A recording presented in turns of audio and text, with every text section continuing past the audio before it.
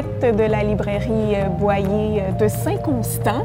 On est sorti aujourd'hui afin de vous présenter notre chronique dans la magnifique librairie. Donc, disons-le, Gloria, c'est une chance pour nous d'être là. C'est grand. Ça fait plaisir livres à la tonne. De recevoir chez moi. Oui, exactement, dans ton gros salon.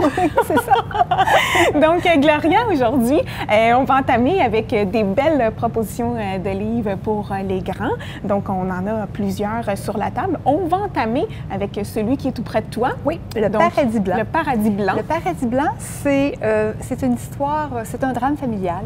C'est un père qui est pris avec un choc post-traumatique. Il revient de la guerre. Et c'est écrit par sa fille de 13 ans qui est Lénie. C'est un personnage auquel on s'attache beaucoup. Un peu comme ma Cécile dans les autres histoires. Oui, la fameuse Cécile. Lénie nous fait ça. Lénie, on est avec elle une bonne partie de sa vie et on l'accompagne. Le père se voit offrir une maison en Alaska et il se dit que là-bas, loin de tout, ça va l'aider. C'était pas vraiment l'idée du siècle dans le sens où l'éloignement, la solitude, l'isolement va juste empirer la situation. Ils vont vivre des choses difficiles. La narratrice de l'histoire, c'est Lénie, c'est sa fille. C'est vraiment elle qui nous conte comment ça s'est passé, qu'est-ce qui s'est vécu. Elle s'est bien adaptée à l'Alaska. Elle s'est enracinée, elle a trouvé un amoureux, mais les situations difficiles de la famille vont quand même laisser des traces. Je vous laisse découvrir l'histoire. C'est vraiment très émouvant. On vient auprès des larmes assez souvent. On en sort grandi de ces livres-là, d'accompagner des gens dans ce syndrome-là, si on peut dire ça comme ça. Et aussi, on découvre l'amitié que les gens ont là-bas, l'entraide. Dans un lieu aussi éloigné, les gens sont vraiment près les uns des autres. Malgré ça, le papa n'ira pas mieux. Je vous laisse découvrir la fin. Mais c'est un excellent livre. Oui, il semble, de la façon que tu nous en parles, Gloria, comme d'habitude, ça a l'air super bon. Donc, un beau livre inspirant, peu importe ce qu'on est en train de vivre en ce moment dans notre vie personnelle, ça peut faire du bien.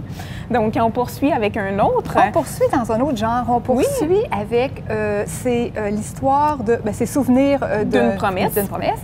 C'est un homme qui décède, un monsieur d'un certain âge, et ses deux filles, à son décès, vont découvrir des lettres, vont découvrir que le monsieur avait loué une maison au bord de la plage en Angleterre.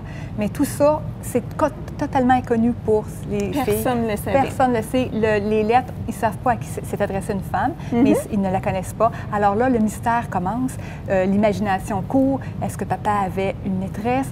Tout ça se met en place. Et puis, c'est une de ces filles qui va mener une enquête, mais une vraie bonne enquête. Et c'est là que le livre devient intéressant. C'est l'enquête qu'elle mène pour nous faire découvrir qui est cette mystérieuse personne qui fait que ça prend vraiment une tournure assez fantastique comme livre.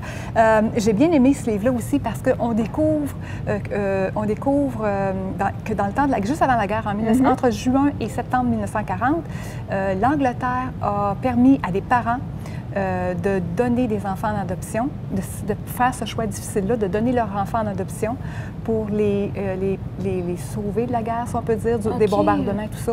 Alors, on découvre cette période-là qui est vraie. Qui est vraie, effectivement. C'est quelque chose que je ne savais pas. J'ai appris ça dans ce livre-là. Et ça nous met en contexte aussi... ça va expliquer certaines choses du livre, là, mais c'est bien d'apprendre ça. Je trouve que c'est le fun d'avoir un roman qui nous divertit. Exactement. Qui a du vrai dedans, oui, c'est ça. Qui est romancé un peu pour qu'on puisse embarquer dans l'histoire. Oui, vraiment, ça aussi, là, cette semaine, j'ai pas eu 2 minutes à moi. Non. Pauvre Gloria, tu étais prise encore à lire plein de livres pour nous. Oui, mais c'était délicieux. J'ai vraiment aimé les lectures. Bon, vraiment des coups de cœur. Une autre super suggestion. Donc là, on passe à autre chose. On passe à autre chose, oui. Un humoriste que j'aime bien, que j'ai vu en spectacle, qui est pas mal drôle. Il est sorti, ce livre-là, je crois, il y a 1 an. Et là, c'est la suite qui vient de sortir. Déjà une suite, ça a pas pris de temps. Peut-être plus qu'1 an, peut-être 2. Je n'avais pas lu le livre. Je l'avais vu, mais je n'avais pas eu le temps. Et là, j'ai décidé que je le faisais le saut, que je m'y mettais. J'ai beaucoup aimé. T'avais un 2 minutes de livre. Oui, c'est ça. Cette semaine. J'ai beaucoup aimé, dans le sens où il ne fait pas la morale. Il s'inspire de son vécu pour nous aider à mettre en place certaines pratiques qui peuvent nous aider. Il témoigne avec une franchise, une honnêteté. On a l'impression qu'on peut tous être à le découvrir comme ça. Oui, si on ne le connaît pas en tant qu'humoriste, on peut le découvrir autrement. On veut vraiment l'avoir comme ami.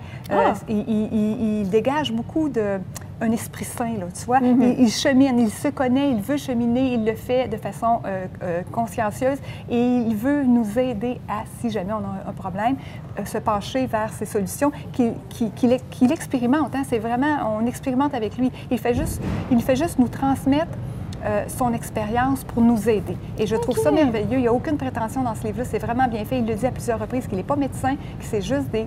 Non, c'est vrai, en plus, on le sait. Oui. Hein? Puis à la fin de chaque chapitre, si on peut appeler ça comme ça, il met un petit post-it. Et puis ça résume le chapitre. Le chapitre. Oui. Alors, j'ai trouvé que c'était bien écrit, c'est facile à lire, c'est facile à appliquer dans la vie de tous les jours. C'est vraiment... Puis tu peux aller reconsulter les petits post-it, j'imagine. Oui, exactement. Puis j'ai bien aimé qu'on puisse lire la suite sans avoir lu le premier. Il fait référence, possible. Mais c'est pas vraiment c'est complémentaire et non pas... c'est autre chose. Autre chose, oui. Mais toujours dans la même c'est toujours dans le même genre, mais Mm. on peut se permettre de lire le tome 2 sans avoir lu le tome 1 et on n'est pas perdu et on comprend et on est capable d'appliquer les petits trucs qu'il nous donne. Parfait. Le dernier On termine avec un livre qui, écoute, oui. ça fait un bout qui est sur les tablettes, puis ça fait un bout que j'en entends parler. Je ne l'ai pas lu, mais je n'ai entendu que du bon. Bon, moi, je l'ai lu et je l'ai lu à plusieurs reprises. Dans le En sens plus, où, oui, bon. je l'ai lu au moins 2-3 fois, ce livre-là, au cours de sa vie. Ça se lit bien, je pense. Ah, c'est 140 pages, ça se lit très, très bien, très vite.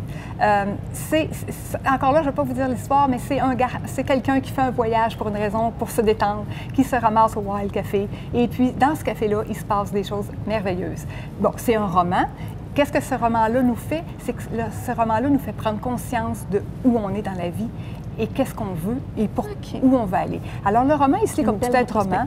Exactement. Le roman, il se lit comme un roman. Il n'y a pas de morale, il n'y a pas de trucs à mettre en pratique. Il n'y a rien. Il y a juste une réflexion. Et qu'est-ce que je trouve génial de ce livre-là, que je n'ai jamais retrouvé avec aucun livre, c'est que quand tu le lis, première nouvelle que tu as, c'est que tu as le livre dans les mains, mais tu ne lis plus. Tu es parti. Alors, le travail que lui fait dans le livre, dans le roman, le personnage, tu trouves à le faire toi aussi en lisant le livre. Et quand tu arrives à la fin, ton travail est fait.